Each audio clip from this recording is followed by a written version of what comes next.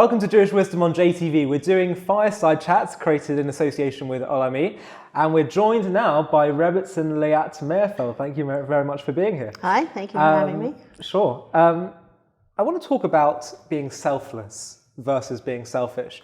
You will get people who are religious, or maybe people who are devoted to charitable organizations, those kind of things, who proclaim to be selfless. But I wonder, is it okay from a Jewish perspective to be selfish? Is that acceptable? And what are the limits and boundaries of it?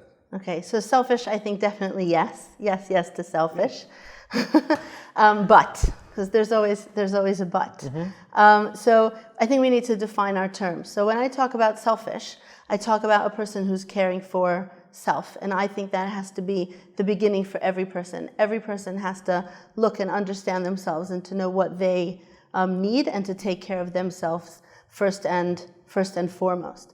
Unhealthy selfishness is when we get stuck there and we're worrying just about ourselves. Really, selfishness is meant to be the first step to moving forward and looking outward. So when the Torah says, love your friend as you love yourself, then the basic premise of loving anybody is that we first need to have a sense of love of ourselves. And so we need to take care of ourselves first, and that has to be the premise. Otherwise, we don't have the wherewithal to give to others.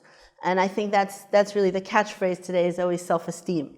So I think that's where self-esteem starts, really, is when a person understands who they are and all the things that they have, that they can then they continue and move forward. And only when I understand that I'm kind and compassionate and caring and thoughtful, and I get angry, but when I see a sense of injustice, and maybe I'm funny or not so funny, but I can laugh well when someone else is funny, then I know who I am and I can stand tall with all the things that I have. But I first have to have that selfishness, so to speak, of looking at myself and giving myself everything that I need. Not everything that I want, but everything that I need in order to then have that strong perception of self to move forward and look outward to others. So you're almost saying that to be selfless, one needs to start by being a bit selfish, by taking care of their own needs in order to basically be a giver.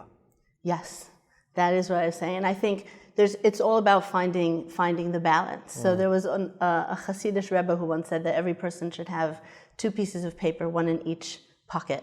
And the first piece of paper would say, I am godly, right? I have everything, the world is my oyster, and I can do anything that I possibly want, and I need to, make sure that I have everything.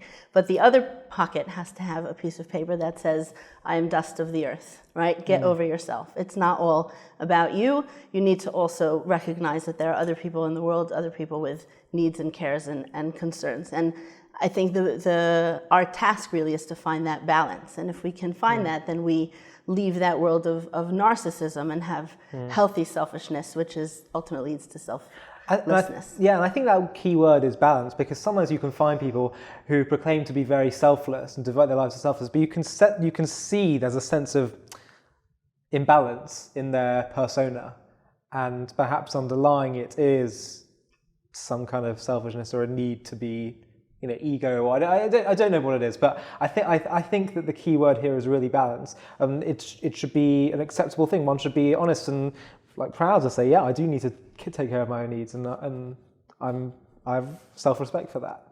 Yeah, I think it's really important. Look, that when we talk about love, we talk about giving to the other person. And whenever we're giving to somebody else, there's always going to be a sense of taking as well, of that satisfaction that comes from it, maybe a little bit of honor that comes from that. But the rabbis teach that that really it has to do with our self-understanding is, am I giving in order to receive, or am I also receiving, but really my purpose is to give? So is a person can a person be completely selfless? I don't think so. I think that every giving will also come with a bit of self, but that builds us and gives us the wherewithal to give afterwards, and to make sure that it's the giving to others that's really our focus. Yeah.